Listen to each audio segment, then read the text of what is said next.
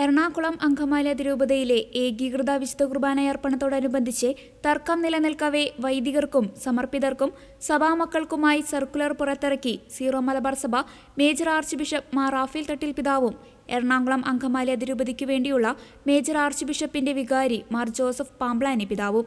സർക്കുലറിൽ പറയുന്നത് ഇങ്ങനെ: ഏറെ പ്രതിസന്ധിക്ക് നടുവിലും അജപാലന പ്രവർത്തനങ്ങൾ കാര്യക്ഷമമായി നടത്താൻ ശ്രമിക്കുന്ന അതിരൂപതയിലെ എല്ലാ വൈദികരെയും ഞങ്ങൾ ഹൃദയപൂർവ്വം അഭിനന്ദിക്കുന്നു. എങ്കിലും ഏകീകൃത രീതിയിലുള്ള വിശുദ്ധ കുർബാനയർപ്പണ രീതി നടപ്പിലാക്കുന്നതുമായി ബന്ധപ്പെട്ട് നിലവിലുള്ള തർക്കങ്ങൾ സഭയെ മുഴുവനായും നമ്മുടെ അതിരൂപതയെ സവിശേഷമായും ദോഷകരമായി ബാധിച്ചിട്ടുണ്ട്. ഞായറാഴ്ച ആചരണത്തിന് മാർഗമില്ലാതെ പലരും ഓൺലൈൻ കുർബാനകളിലേക്ക് പിൻവാങ്ങിയിരിക്കുകയാണ്. പൊതുസമൂഹത്തിന്റെയും ഇതര സഭകളുടെയും മുമ്പിൽ നമ്മുടെ സഭാജീവിതം പരിഹാസ്യമായി. ഇടവകകളിലും കുടുംബങ്ങളിലും ഭിന്നതകൾ രൂപപ്പെട്ടു തുടങ്ങി.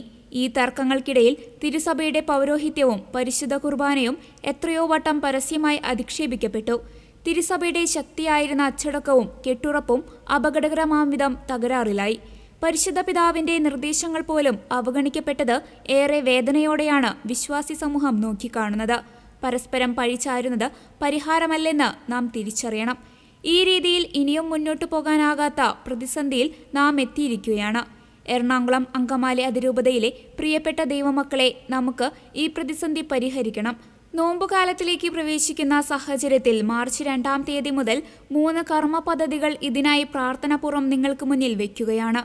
ഒന്നാമതായി, നമ്മുടെ പ്രാർത്ഥനാപൂർവ്വം അനുതാപത്തോടെ കർത്താവിങ്കിലേക്ക് തിരിയാം.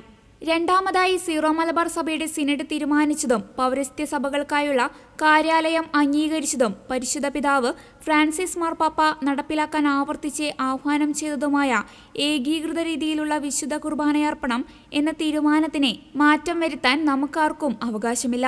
എറണാകുളം അങ്കമാലി അതിരൂപതയിലെ ഏതാനും പള്ളികളിൽ ഈ തീരുമാനം നടപ്പിലായിട്ടുണ്ട് എന്നുള്ളത് ശ്രദ്ധാർഹമാണ്.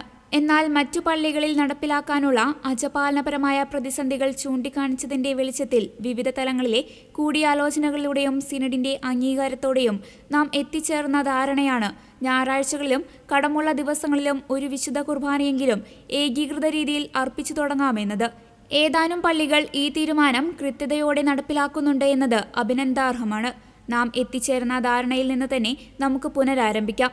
സിവിൽ കേസുകൾ നിലവിലുള്ള പള്ളികളിൽ ഉൾപ്പെടെ ഞായറാഴ്ചകളിൽ അർപ്പിക്കപ്പെടുന്ന പതിവ് കുർബാനകളിൽ ഒരെണ്ണമെങ്കിലും ഏകീകൃത രീതിയിൽ അർപ്പിച്ചുകൊണ്ട് നമുക്ക് നോമ്പുകാലത്തിലേക്ക് പ്രവേശിക്കാം.